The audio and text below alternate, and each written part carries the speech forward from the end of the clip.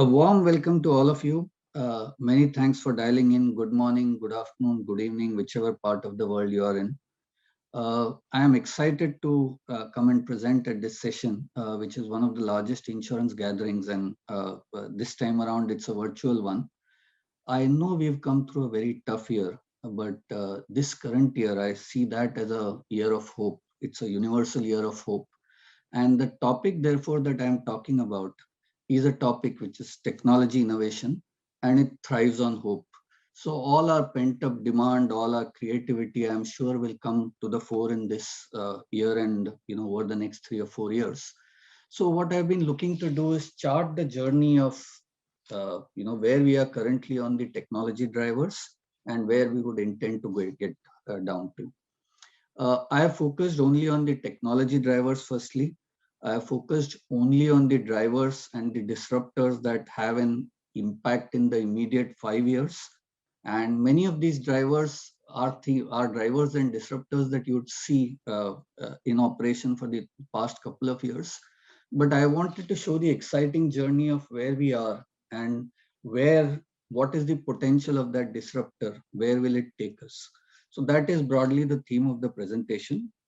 And what I would look to do is start off with effectively the first slide, which is what I call as the wheel of disruption. And to me, this is a very critical theme that we have been talking with all our clients on. And effectively, it sort of articulates the journey that an insurance company is expected to take within the next 5 years, but it's connected to the technology drivers. So, what are the advances in technology, and what will be the corresponding possibilities? What will be the art of the possible emanating from those technology drivers? Uh, at the core of our proposition, as is common with every other proposition, is the connected insurer. And the connected insurer in that sense is the connected insurer over three dimensions. Firstly, on the dimension of stakeholders, which is related to employees, it's related to the customer, connected consumer, and it's related to the partners or providers. And then it is also on the dimensions of data. So there is connected data, there is connected systems, and finally the connected process or connected operations. Now, what we are looking at is the pressures that are currently coming on the insurance providers, and what is the response and reactions that the insurance providers would be expected to deliver. Now, we have a subsequent presentation that's coming in the afternoon, which will cover the pressure side. So I'm sort of going to defocus on that from my presentation.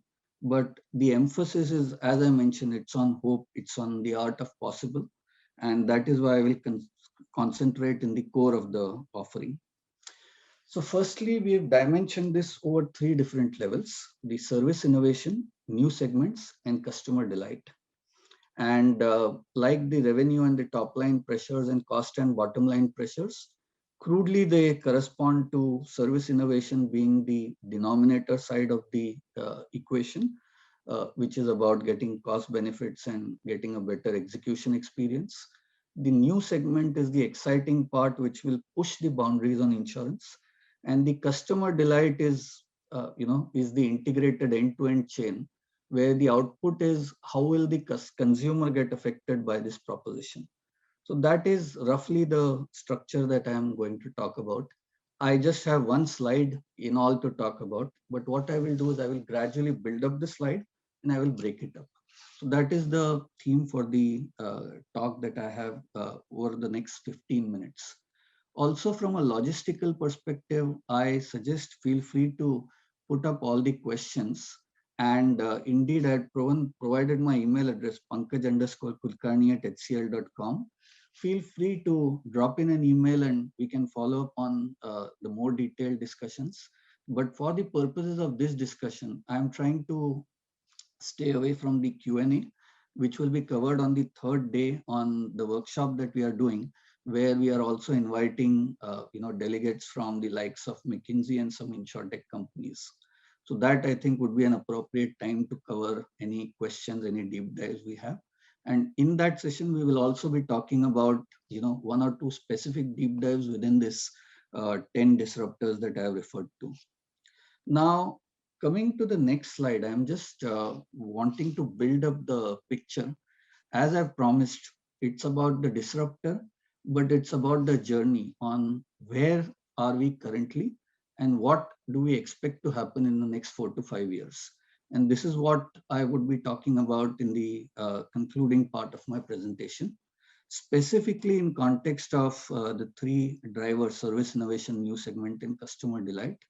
I have spread that across 10 disruptors, as you can see. The circle, the concentric circle in the middle is talking about the capabilities that we are seeing, the use cases that we are seeing already in today's environment in 2020 and 2021. Currently, those are in flight. And they are also a function of the maturity of the insurers. So some might actually be behind the curve, some might be slightly ahead. But the exciting part is, where do we see this going in 2025? And I've tried to correlate the technology driver to the business impact and where will the boundaries be pushed to. And I have used that as 10 P's. If you sort of follow the bold, single word items that I put in there: personalized, prescriptive, predictive, preventive, etc. So every driver we think is going to have a particular business impact. Obviously, the impact will be across the board, but within the confines of insurance, we think that there are different flavors of insurance that would be enhanced specifically by one driver over another. So firstly, looking at the AI/ML side, we think that the prescriptive side of insurance will come to the fore with this driver, looking at the advances. And I will also, in the subsequent conversation, talk about what are the specific advances in that particular area. Because AI/ML as a technology disruptor has been there since the mid-90s.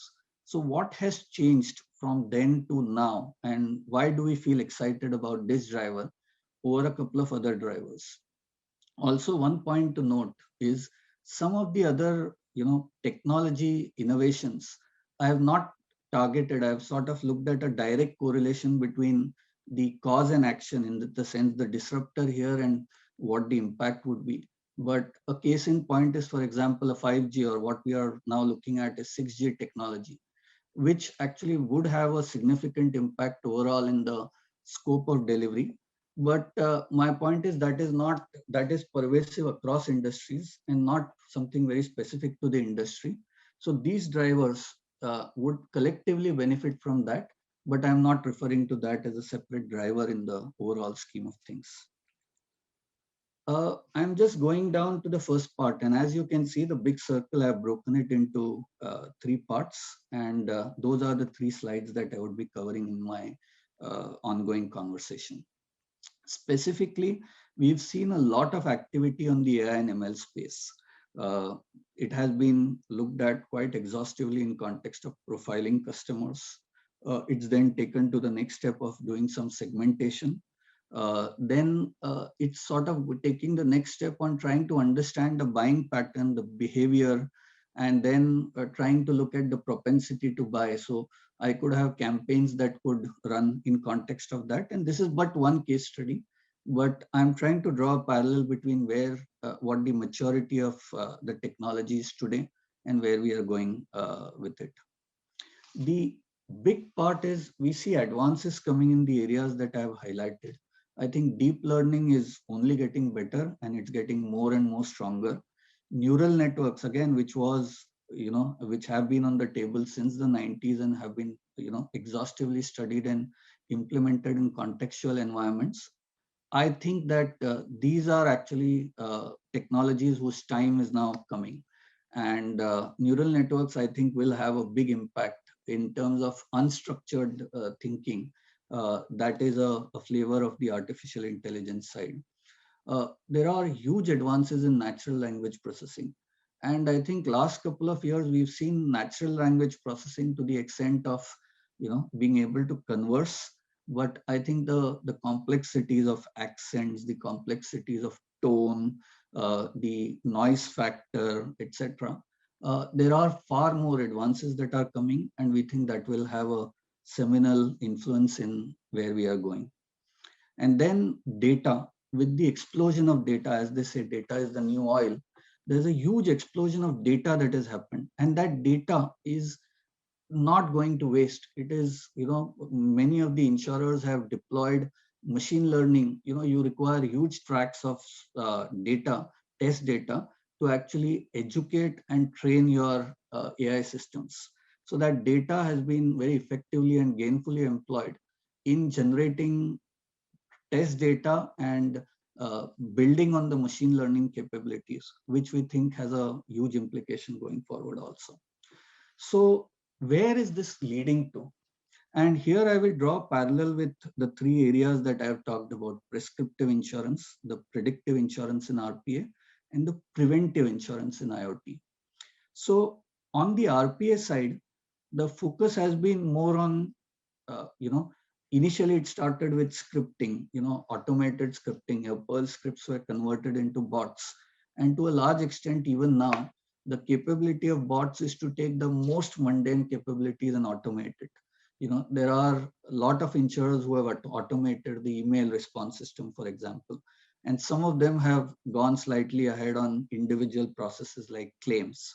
But that is still tip of the iceberg. When we go into conversational platforms, and I believe that is also a subject of topic sometime later in the work in the summit, but it's going to go into conversational platforms. It's going to go into hyper automation and virtual assistants. And one simple example of virtual assistants is these are assistants with a personality.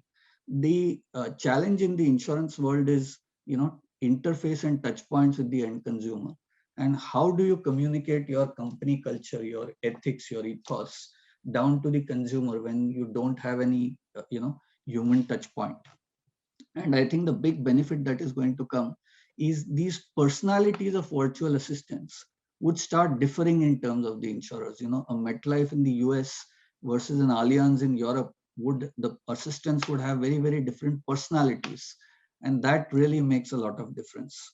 So RPA, I believe, is a scenario where it's going to go into predictive insurance, where I think the bots will eventually start predicting what the consumer will want and will need. At the very least, what it will do is it will take the 10 questions away from your typical insurance interaction, and it will start predicting a view on what is it that you're looking for and build upon that, as opposed to prescriptive insurance of AI/ML, where I believe the technology will take it even one step forward. It's not just predicting what a consumer will do, but it is then prescribing actions in context of the insurance. So what one calls is the robo advisor or the intelligent advisor. I think that is where, and it's again, I don't want to mix terminologies because we do have robo advisors who are on the table even today. But the robo advisors of tomorrow are far more intelligent. They will be able to sense things that the human will not be able to sense. So that to me is a very, very big differentiation. And the third part within the IoT area, it's about preventive insurance. And insurance historically has been about understanding the propensity for an event to happen. And in the event of occurrence of that event, of that particular event, what is it that the insurer would do to compensate the insured? Whereas the world that we are going towards is going to a scenario where we would try to prevent things from happening in the first place. So if there are no catastrophes, at least things that could be avoidable, and the list of that is ever increasing via the IoTs. And they are the simplest of IoTs, like wearables to drones, to much more complicated IoTs, which actually would sort of go more into areas of avoiding bigger accidents and weather related calamities, and how would you protect on those areas. So that is the realm of protective insurance. I'm going to the next thing, and this is, to me, this is the most exciting thing, and the last 5 minutes I will spend more on this than the next part, which is where will the boundaries be pushed on new segments? And a case in point is blockchain. And blockchain, we've seen a number of implementations. Insurers have been toying with it. Actually, insurers are behind the curve in context of banks and especially capital markets, who have been far more aggressive in implementing case studies on blockchain. But you do have the occasional lemonade, which sort of looks at claims compensation and having smart contracts, and they look at if a claim is put in and if it's valid and it's on a smart contract to release the claims within 3 seconds. But the blockchain of tomorrow that I refer to is, draw a scenario where it's a funeral insurance and somebody has taken an insurance. The trust today on the insurer is slightly limited, especially in the event of me as the insured, who's not who won't be there tomorrow to see the fruits of the labor. So in this context, a smart contract, which is where the rules are all locked in and it's connected to the death register, and in the event of that unfortunate occurrence happening, automatically the contract would be opened up, the beneficiary would be looked at, the amount to be reimbursed would be looked at, and the amount would be reimbursed directly to the beneficiary. So from the point of conception to the execution, there would be no human element involved. And that is the premise of what one calls as micro insurance, because the more you can do automated, you have the ability then to do lower ticket values and high volume stuff, which can entirely be delivered through technology. And it opens up a vast sea of opportunities in the micro insurance world. STP is another manifestation of that, which is more on the no-touch insurance. And no-touch or low-touch has now tried sort of to progress into what one calls as the per-touch. If you need personalization with a human interface, you are then required to pay for it. And where that would sort of gradually lead to is genuinely no-touch value chains, where, as they say, cradle to grave, there is a complete automated system that is in place, and it can be implemented fairly simplistically and exhaustively. The DevSecOps element is another big area where it gives the possibilities to bits like event-based insurance. And while again, the insurtechs of the current environment are doing that, our outlook is that it is going to be far more pervasive. And right now, the large insurers of today are not able to compete with insurtech in some of these cutting edge technologies. We believe that going forward, the larger insurers would sort of start having a role to play, and the technology and the implementations will go mainstream. The final element that I wanted to cover is the side on customer delight. And ironically, this is some of the more mundane, below the surface things like API marketplace, which would not be visible to the consumer by a mile, but those are the ones which are making a huge change in the ecosystem. Because insurance, given the fact that insurance is a fairly old business, and it has a lot of legacy platforms, it was very, very tough to have any flexibility on changing. And what the API marketplace, things like perimeterless workplace is doing, and it is very, very appropriate in today's COVID environment, is freeing up the ability. It's providing a service catalog to people. It's providing an open interface to people. And unfortunately, the equivalent of open banking, which one might call as open interface, is not such a pervasive term used in the insurance industry. The philosophy is exactly the same.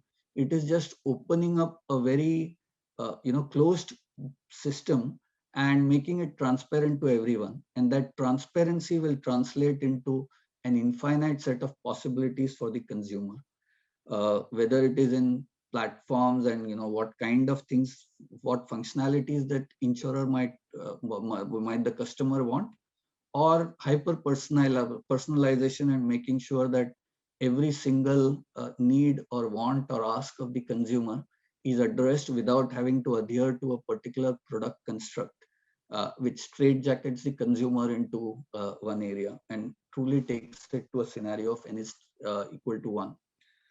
Now, this is broadly what I wanted to cover from the overall conversation. I am thankful to FinTech for providing the opportunity to have this keynote done by me. And from my perspective, I am super excited by the possibilities and look forward to all of you, interacting with all of you in the future. Hopefully, there won't be handshakes and hugs as before, but the affection would be absolutely there when we hopefully meet next in person in the Global InsurTech Summit. Thanks a lot, and back over to you, Emily.